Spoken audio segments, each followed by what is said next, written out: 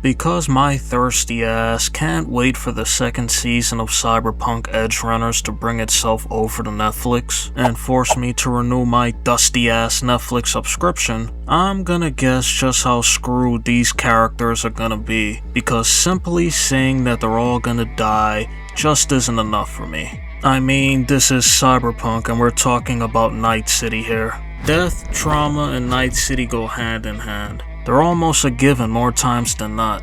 To start this off, I'ma be honest here. I have absolutely no confidence when I say that Roman should be safe. I know the running joke about the cameraman never dying, but if I'm being honest, I don't feel too safe about this prediction. Night City is the house that wins, and the participants lose big every single time. Not to mention how this is supposedly gonna be even more depressing than the first season, so why not kill the little kitty who's going around Night City documenting everything, right? Maybe this little choom here gets zeroed and all of his snuff films that he's been working on are gone forever. I mean, let's be real, if he's a street kid, that's realistically all he's gonna be filming. Just look at how steady he's holding the camera here. This kid has seen enough shit in his lifetime already. He's the type of cameraman that you want to have present whenever there's a fight going down. He'll catch the whole thing, no shaky cam bullshit either. Okay, I'ma be real. Talia is having the most brutal death out of everyone here. And no, the vivid image of what happened to Rebecca has absolutely nothing to do with this. When I first saw Talia's design, I thought it was fire. But then I learned that she's affiliated with Maelstrom. And then I threw up in my mouth. You see, Maelstrom gets put down on sight in every one of my Cyberpunk 2077 playthroughs, no provocation. These are the worst of the worst when it comes to Night City. Scabs might be a runner-up, with them kidnapping and harvesting people's cyberware to make some eddies, but Maelstrom will willingly kidnap you and chrome you up against your consent just to see you become a cyber psycho, and they'll do that just for the love of the game. I was pretty shocked when Talia didn't have that classic insect cybernetic face with the danger kill red eyes, but from the trailer, Talia's pretty chromed up. I wouldn't be surprised if she's on the verge of becoming a cyber psycho, or if she's already a fully functioning one.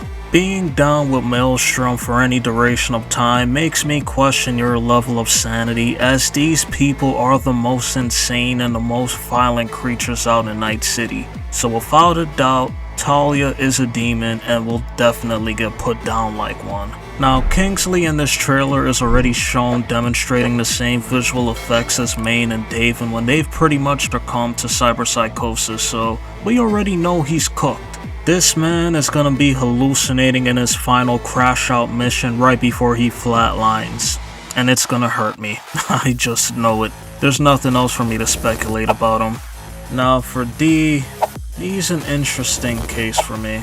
Getting revenge almost never ends well, but I can surprisingly see him not dying the most brutal death. In fact, I believe he might get himself into some shit that he has no business getting into. If these visual effects of the red flashing lightning is the black wall shit that I and many others are assuming it to be, D won't even need to die to have the most horrible ending. I do need to go back and play Phantom Liberty. Maybe this time I'll actually find a Iberus gun. Although the thought of replaying this section of the game where I'd have to find that weapon scares the shit out of me. But I do need to refresh myself on the black wall. Based off of what I remember, exposure to it corrupts the user. Being on a path of revenge from having your own clan completely being wiped out is gonna come with its own baggage of trauma. I'm sure we can all agree with that. So having trauma and further getting corrupted through the use of the black wall entails a dark faith of one completely losing their self. If I'm right about this, that would make these three characters cyber psychos. This poor kid is gonna get himself killed trying to catch some fire film. Again, the trailer already shows Kingsley's fate. Talia is a dirty Maelstrom gonk, and D might be messing with shit that's way above his pay grade on his path of revenge. Saying that these characters are screwed is putting it pretty lightly.